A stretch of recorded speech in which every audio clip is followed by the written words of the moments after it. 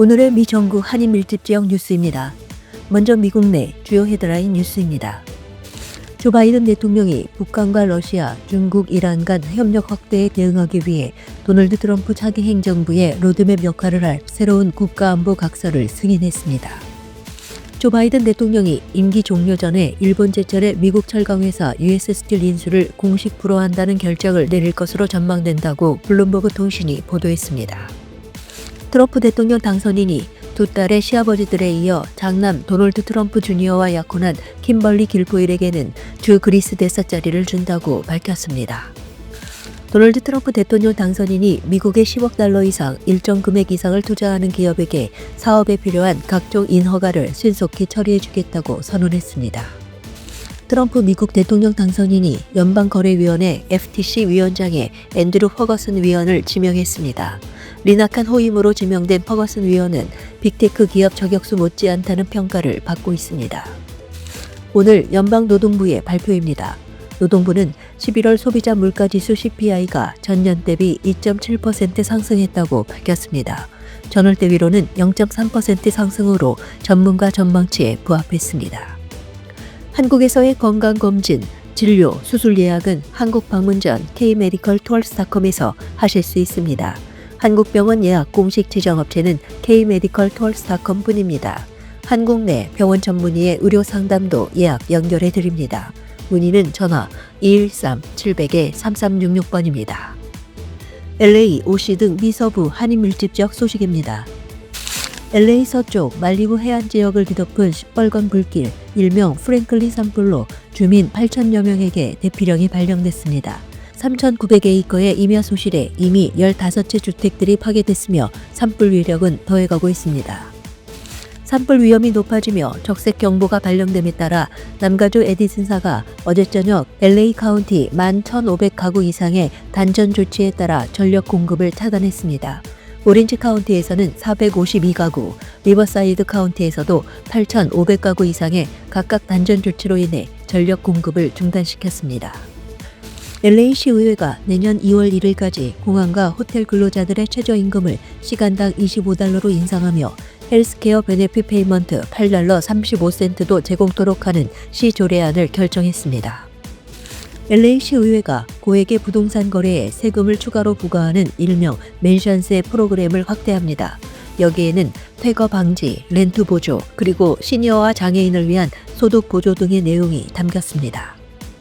어제 낮 1시경 부에나팍 지역 오버 프리웨이 근처에서 한 남성이 경찰에 총격 사살됐습니다. 경찰은 그 남성이 무기를 소유하고 있었을 가능성이 있다고 밝혔지만 현재 조사가 진행 중에 있습니다. 한국 방문 시 꼭 필요한 휴대전화 심카드로 한국에서 무제한 데이터와 통화를 30일간 사용할 수 있습니다. kshopinUSA.com에서 확인하시기 바랍니다. 판매자 문의도 받고 있습니다. 전화 213-536-9001번으로 문의하시기 바랍니다. 뉴욕, 뉴저지 등 미 동부 한인 밀집 지역 소식입니다.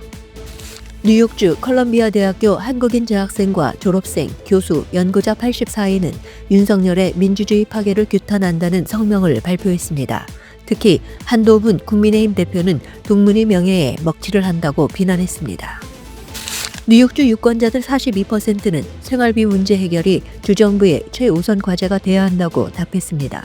이어서 저렴한 주택 공급과 난민 문제 해결이 각 19%를 차지했으며 범죄 문제 해결 15% 등의 순으로 나타났습니다.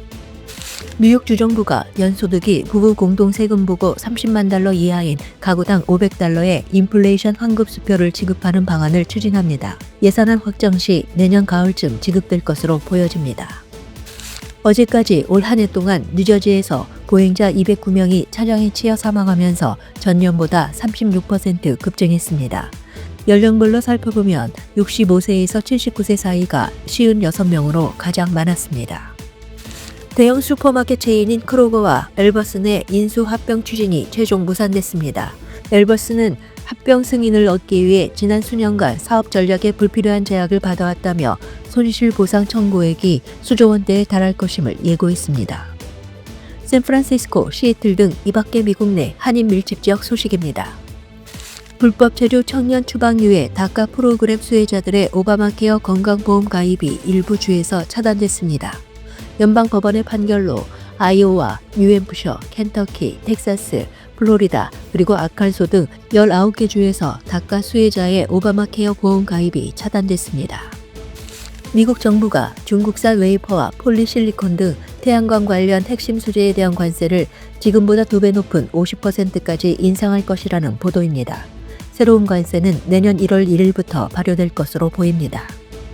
제너럴 모터스 GM사가 크루즈의 자율주행 무인 택시에 대한 추가 투자를 중단한다고 밝혔습니다. 그러면서 완전 자율주행차보다는 운전자 지원 기능에 집중할 것이라고 덧붙였습니다. 걸그룹 뉴진스의 노래 슈퍼내추럴이 뉴욕타임즈 선정 올해 최고의 노래로 꼽혔습니다. 뉴욕타임즈는 K-팝 그룹이 세련되고 엄청난 향수를 불러일으키는 노래를 만들어냈다고 선정 이유를 밝혔습니다. 알래스카 항공도 시애틀 인천 노선을 신설해 내년 10월부터 한국 노선 운항에 나섭니다. 시애틀 인천 노선을 두고 있는 아시아나 항공, 대한항공, 델타항공에다 알래스카 항공까지 치열한 경쟁을 벌일 것으로 예상됩니다. 미 전국 한인사회 소식 제보를 받고 있습니다. 주변에서 일어난 크고 작은 사건이나 목소리를 내고 싶을 때 이메일 news@usknnews.com이나 전화 213-986-2624번으로 제보해 주시기 바랍니다.